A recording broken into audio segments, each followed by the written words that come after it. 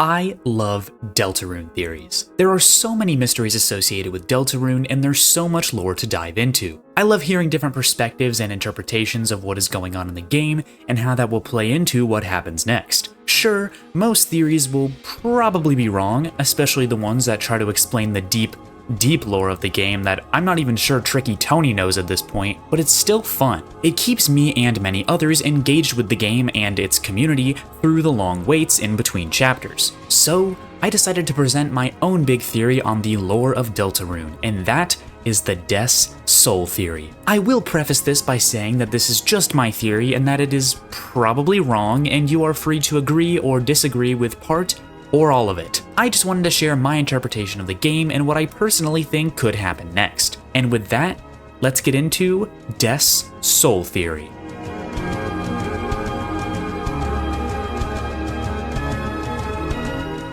Chapter 3 is great, right? You've got Tenna, you've got jokes and jaffs galore, and you've got minigames, but you also have lore. There's the sword route, E-Ram, the hidden room in the gumball machine, the roaring night, and the many references to December holiday, also known as Des. But first, we have to discuss, who is December holiday? Now, I know this section might be a drag for some of you, but my biggest pet peeve with Deltarune theories is when people assume that the viewer already knows something that isn't necessarily common knowledge if you've only played the game. So I'm going to quickly go over what we know about Des at this point. Des is the missing daughter of the Holiday family. We don't know how she went missing, but it is believed that Asgore is involved based on the fact that he left the police force and is now working for Carol Holiday. However, we do have an idea of where she is. In the code of the game, you can find several strings of text that aren't used anywhere in the game itself that depict someone trapped and alone. This individual is theorized to be Des. However, the Roaring Night is also theorized to be Des based on their appearance and mysterious nature. We also know that Des and Azrael were at the very least good friends and that she played guitar. There are still a lot of mysteries involving what happened to December, some of which I will attempt to explain with this theory,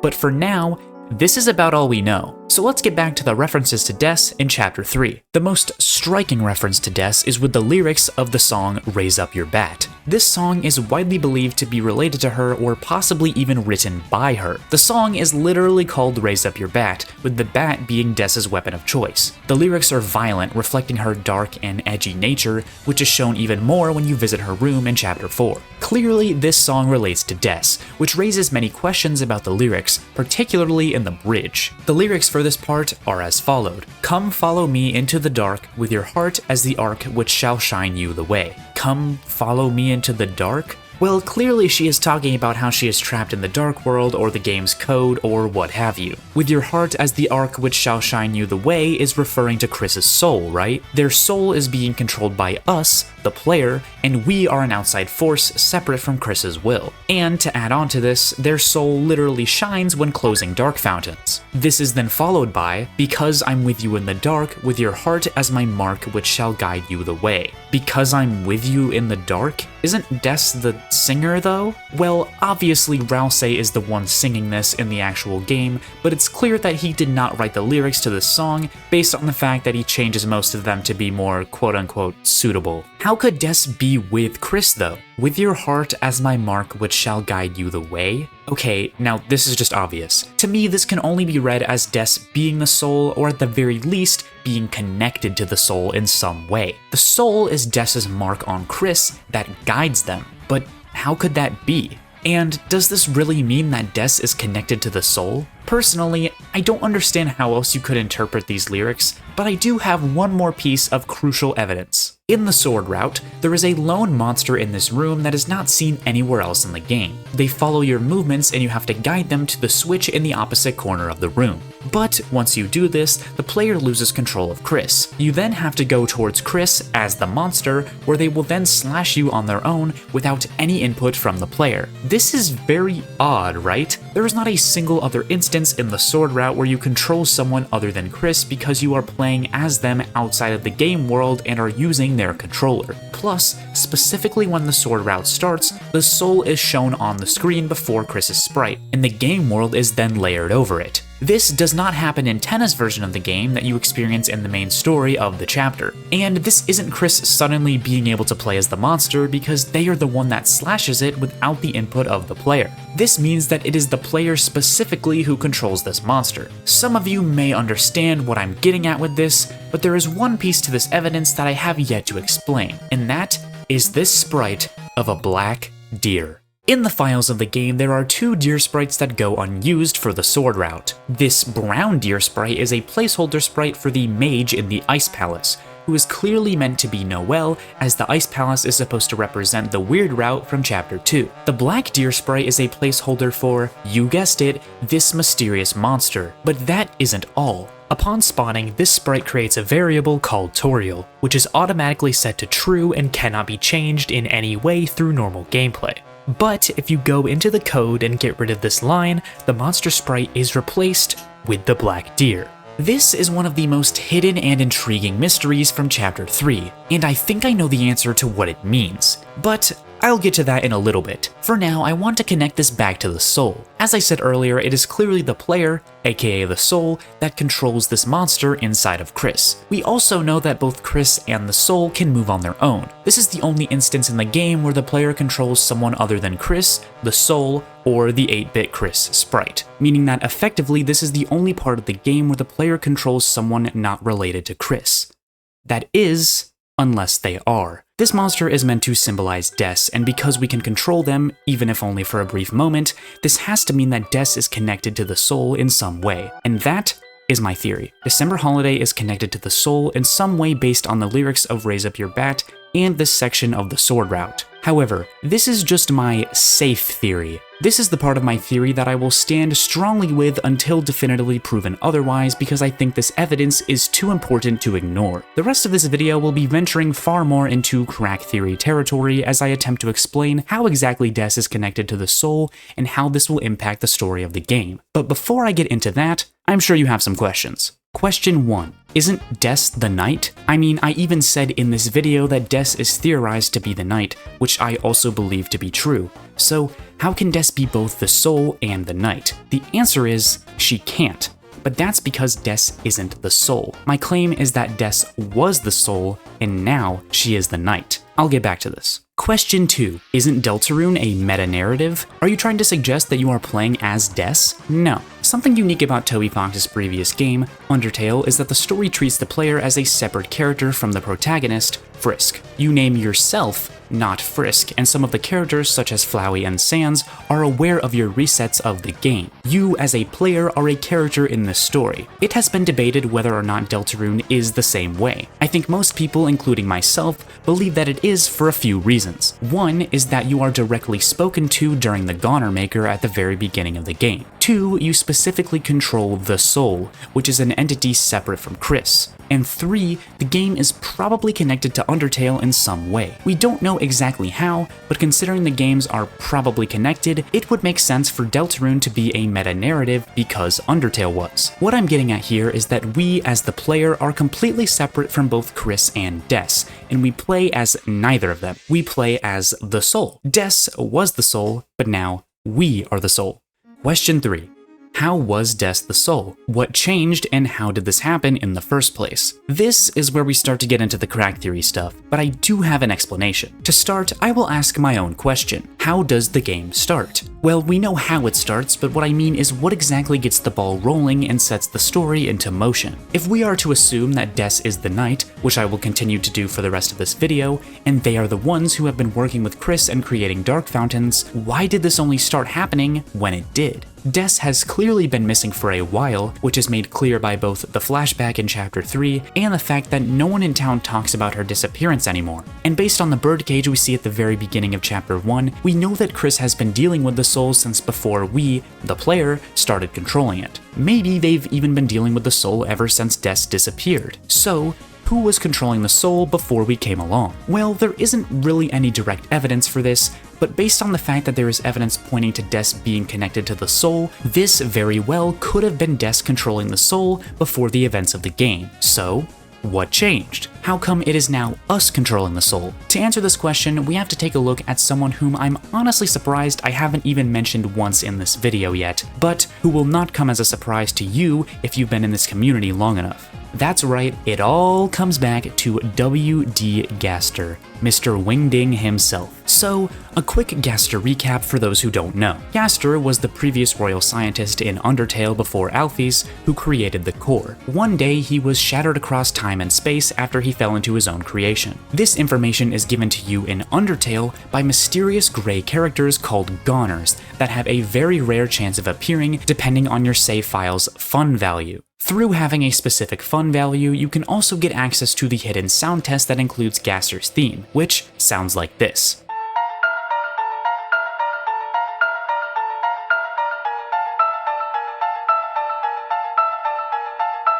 Then there's Entry 17, which is probably written by Gaster. We are also told by the ferryman to beware the man who speaks in hands, which is referring to the person who wrote Entry 17, who is most likely Gaster. Then at the very beginning of Deltarune, you create the vessel, which is referred to as the Goner Maker in the game's files. There is a voice that speaks to you during the Goner Maker that is unidentified, while the song Another Hymn plays in the background. This has the same leitmotif as Gaster's theme, which has led many people, including myself, to believe that this unidentified voice is Gaster. The background for the Goner Maker is also called the Depths, which is theorized to be a darker world within the dark world based on the darker yet darker phrase used in Entry 17 and a few other times in Deltarune. It is also theorized that Des was sent to the depths after her disappearance because of the text in the game's code, meaning that Des could have been with Gaster. Alright, that's all the recap. So, the Goner Maker. This is the very first thing that happens in the game, and afterwards, we become the soul that is a part of Chris. This is also when the Dark Fountains start opening and the adventure of the game kicks off. This leads me to believe that the Goner Maker is specifically what sets the story in motion. I believe that Des was controlling the soul,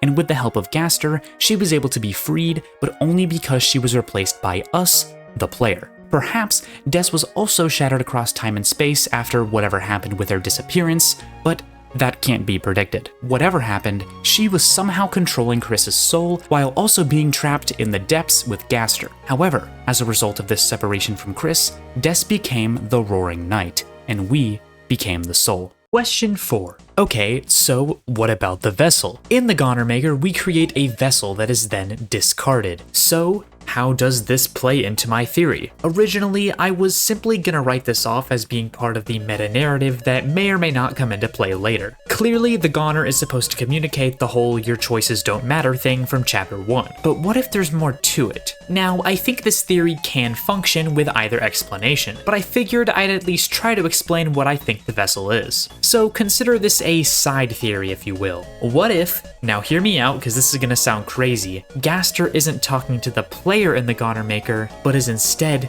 talking to Des? What if Gaster is talking to Des here and is creating a vessel for her to inhabit in order to escape the depths and return to the light world? Furthermore, when the vessel is discarded, there is another voice speaking that isn't Gaster. So, who is it? Well, what if it's Des? What if the Goner Maker was one of Gaster's experiments that Des decided to back out of for whatever reason? It was Des herself who decided to discard the vessel, which could have been what made her the Roaring Knight in the first place. I don't know why she would have done this, but this could be an explanation for what the Goner Maker is supposed to mean. Maybe this is also what led the player to take over Chris's soul instead of giving it back to them. As I said earlier, this part of my theory isn't really that important to the rest of what I have to say because it only exists to explain the Goner Maker. Plus, it is pretty far-fetched, so I understand if this part in particular is something you don't agree with. Anyways, back to the rest of my theory. Question 5. Why is Chris the one being affected by all this? It is theorized that Chris was also somehow involved in Des's disappearance for many reasons. For one, they are working with Carol, who would obviously want her daughter back, and Asgore, who was also most likely involved in her disappearance. 2, we know that Chris has been to the Dark World before the events of this game because we save over their file when we first enter the Dark World in Chapter 1. So, we know that Chris, as well as Carol and Asgore, have been to the Dark World or at least know of the Dark World, probably due to Des's disappearance. And 3, there's also the whole art therapy thing from the egg room in chapter 4 that could also relate to the death incident, but the egg man and the egg rooms are a whole separate can of worms for another video. So, to answer this question,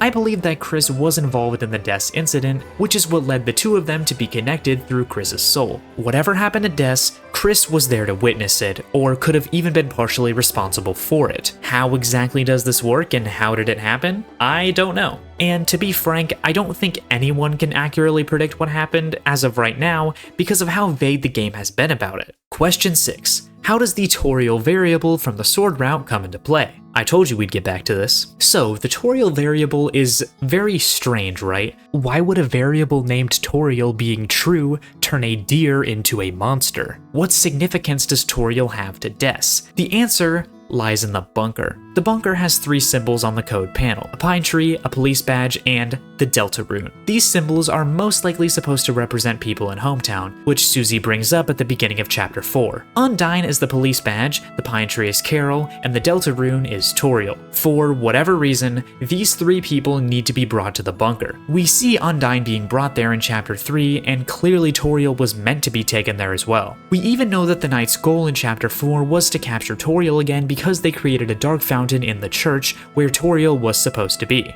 Furthermore, these 3 characters have to be specifically taken from the dark world to the bunker. While this isn't entirely confirmed by the game, it just makes sense when you think about it. Chris and Carol, who are both most likely working with the Knight, could have simply asked Undyne or Toriel to come to the bunker to show them something and then trap them in there. Carol definitely would have been able to do this considering she is the mayor of the town and one of the few people who we know has access to this bunker. And considering Undyne is the only other person we know for certain can go into the bunker, there is no reason that Carol couldn't have just lured her there. And that brings us back to the Toriel variable. When Toriel is true, the black deer turns into a monster. Since there is no way to change this variable organically in the game, this must be a hint. I believe that these 3 individuals need to be brought to the bunker to turn Des back into a deer after being stuck as the Knight since chapter 1. When Toriel is in the bunker and isolated from Hometown, Des will be turned from a monster, the Roaring Knight,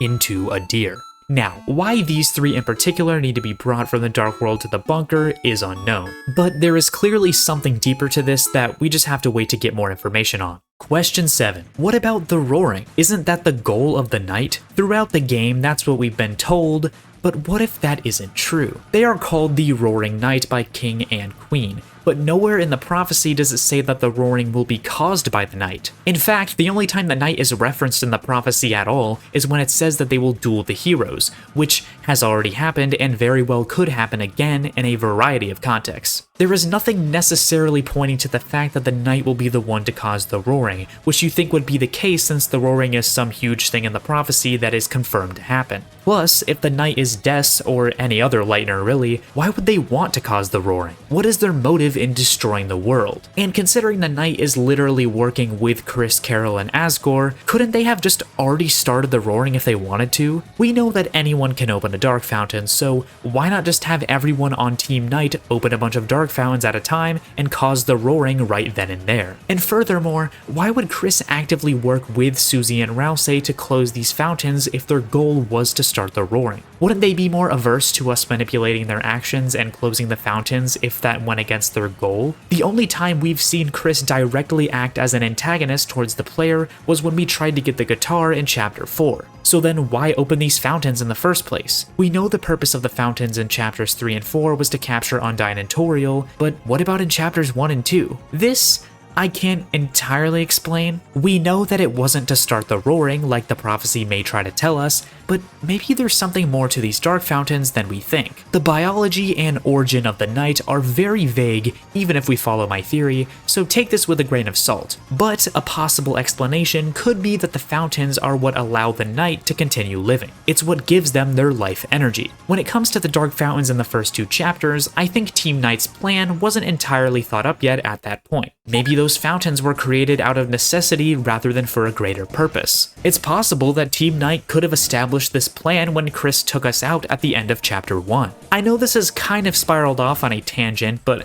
my point is that I think the roaring will still happen, but instead of being deliberately caused by the Knight or anyone else, it will simply be a result of something else that happens in the story, or perhaps from another antagonistic force that we aren't aware of yet. Susie and Ralsei aren't necessarily at odds with Team Knight, rather they are simply reacting to Team Knight's actions and closing the fountains because of what they know and have heard from the prophecy. Based on the information that they have, the only goal of the Knight would be to start the roaring, but as I mentioned earlier, that's probably not the case. You might still be asking why the Knight created a Titan in Chapter 4, but I always figured that was just to distract Chris and Susie so they could get away. So, what is going to happen in the story? Well, here's my prediction. It is widely believed that Chapter 5 will take place in Asgore's flower shop, where he will have a prominent role. Considering he was most likely involved in the Des incident, we will probably get more information about what happened with that in Chapter 5. I also think that Chapter 5 will be another turning point for the story, similarly to the ending of Chapter 3.